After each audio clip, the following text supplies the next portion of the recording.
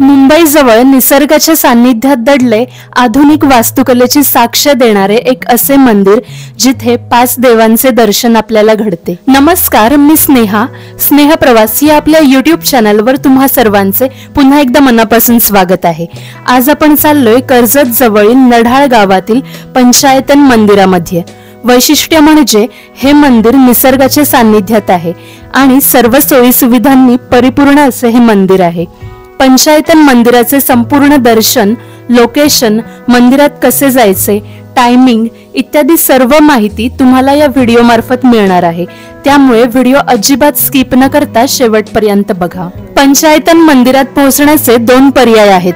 पहिला पर्याय म्हणजे जर तुम्ही कल्याण बदलापूर साइडला राहत असाल तर कर्जत लोकल ट्रेन पकडून कर्जत स्टेशनला उतरून ईस्टला बाहेर यायचे।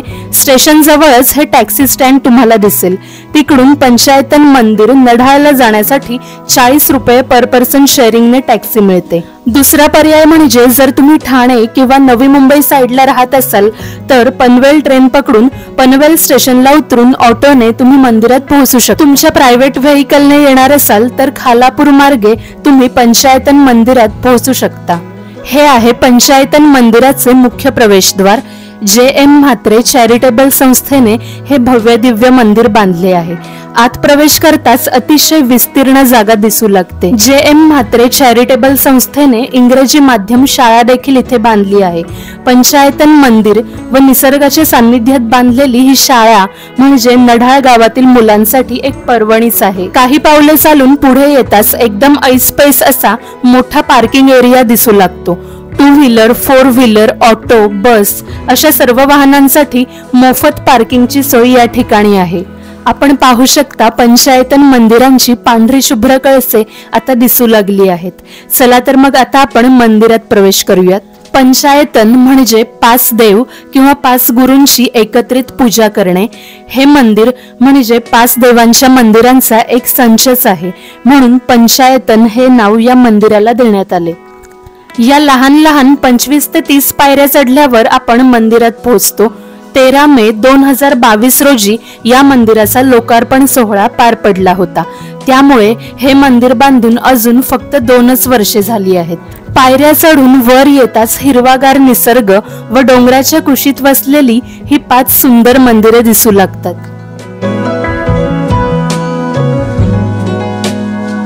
चला तर मग आता आपण पहिल्या मंदिरात प्रवेश करूयात। पहिले मंदिर आहे श्री साईबाबांचे।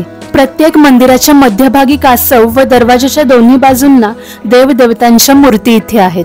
मी शिर्डीला तर अजून कधी गेले नाही, परंतु या पंचायतन मंदिरामुळे मला श्री साईबाबांचे दर्शन इथे घडले। आपण पाहू शकता साईबाबांची अतिशय सुंदर मूर्ती इथे विराजमान झाली आहे।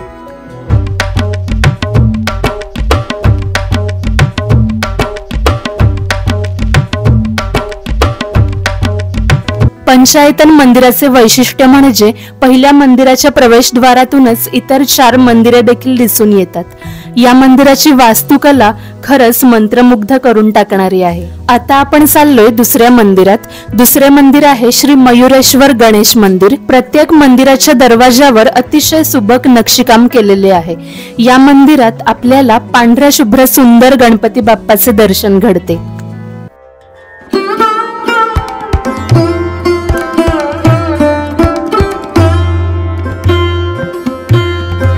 बाप्पाचे आशीर्वाद घेऊन आता आपण जाऊयात तिसऱ्या मंदिरात। तिसरे मंदिर आहे श्री संकट मोचन हनुमान मंदिर।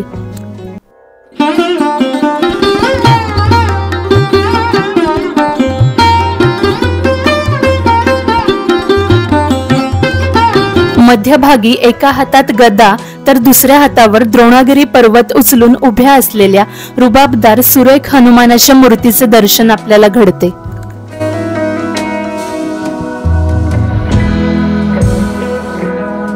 संकट मोचन हनुमानाचे दर्शन घेऊन मन अतिशय प्रसन्न झाले। आता आपण जाऊयात चौथ्या मंदिरात। हे आहे श्री नढाळेश्वर महादेव मंदिर। नंदी महाराजाचे दर्शन आपल्याला इथे घडते व गाभाऱ्यात मध्यभागी खोलगट भागात श्री नढाळेश्वर महादेव शिवलिंगाचे दर्शन आपल्याला घडते। नढाळ गावामुळे नढाळेश्वर महादेव असे नाव या शिवलिंगास देण्यात आले। माझ्या आई वडिलांनी महादेवाची पूजा केली. शिवदर्शन झाल्यावर शक्तीचे दर्शन तर व्हायलाच पाहिजे. त्यासाठी इथे 5वे व शेवटचे मंदिर आहे श्री भवानी मातेचे.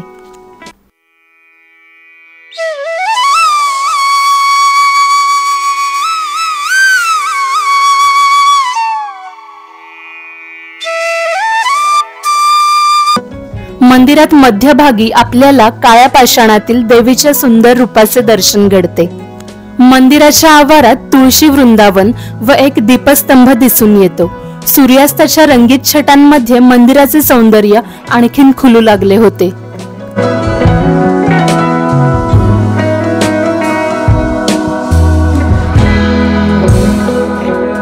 मंदिराच्या मागील बाजूस भाताची हिरवीगार शेती दिसून येते. शेतीचे हे निसर्गरम्य दृश्य पाहून उन्हाळ्याचा अगदी विसरच पडतो. पहिल्या मंदिरा बाजूच्या दीपमाळे मागून सूर्यास्ताचे दृश्य खूपच सुंदर दिसत होते. मंदिराच्या आवारात तुम्ही फोटोज काढू शकता. मुंबईच्या कॉन्क्रीटच्या जंगलात निसर्गाचे असे रमणीय रूप आजकाल क्वचितच पाहायला मिळते. आता मी तुम्हाला पंचायतन मंदिराच्या आवारातील आणखीन काही गोष्टी दाखवते. मंदिराच्या आवारात एक लहानसे ग्रंथालय आहे. अनेक पुस्तके या ठिकाणी आहेत. तसेच वारकरी संप्रदायाची परंपरा दर्शवणाऱ्या लहान लहान माणसांच्या मूर्ती या ठिकाणी आहेत.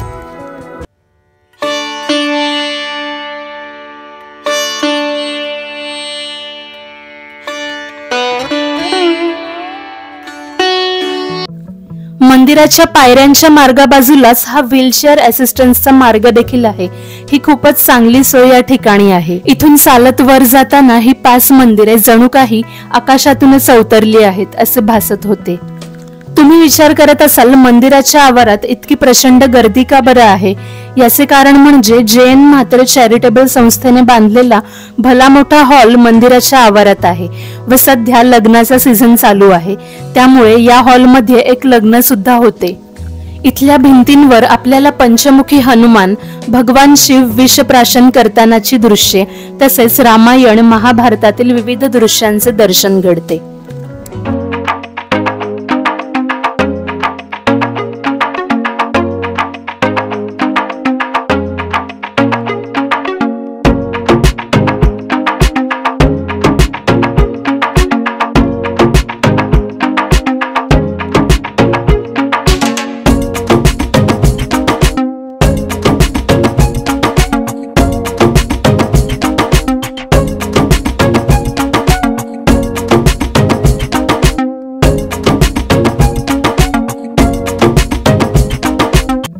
पंचायतन मंदिराचे आणखीन एक वैशिष्ट्य म्हणजे या मंदिरात दररोज सर्व भक्तांना चहा मोफत व अनलिमिटेड दिला जातो. तसेच फक्त 10 रुपयांमध्ये खूपच टेस्टी वडापाव देखील मंदिराच्या कॅन्टीन मध्ये मिळतो. वॉशरूम, टॉयलेटची स्वच्छ सोय या ठिकाणी आहे. मंदिराचा टायमिंग सकाळी 6 ते रात्री 10 वाजेपर्यंत आहे व आठवड्यातील 7ही दिवस हे मंदिर दर्शनासाठी खुले असते. मंदिराच्या आवारातच एक भक्त निवास देखील बांधलेले आहे.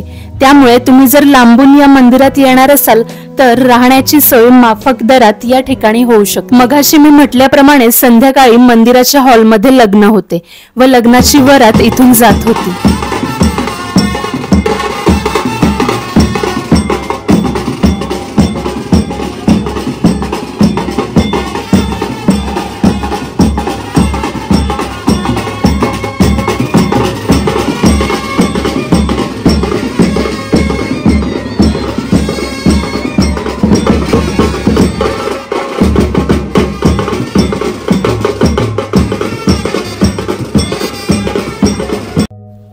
पंचायतन मंदिराचा संपूर्ण पत्ता व इतर माहिती मी डिस्क्रिप्शन बॉक्स मध्ये दिली आहे. कर्जत जवळील चौक या भागाच्या पुढेच असलेल्या नढाळ गावात हे मंदिर आहे. व्हिडिओ कसा वाटला हे कमेंट करून नक्की कळवा.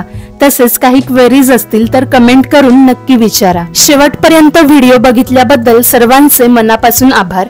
व्हिडिओ आवडल्यास व्हिडिओला लाईक आणि चॅनलला सबस्क्राईब जरूर करा.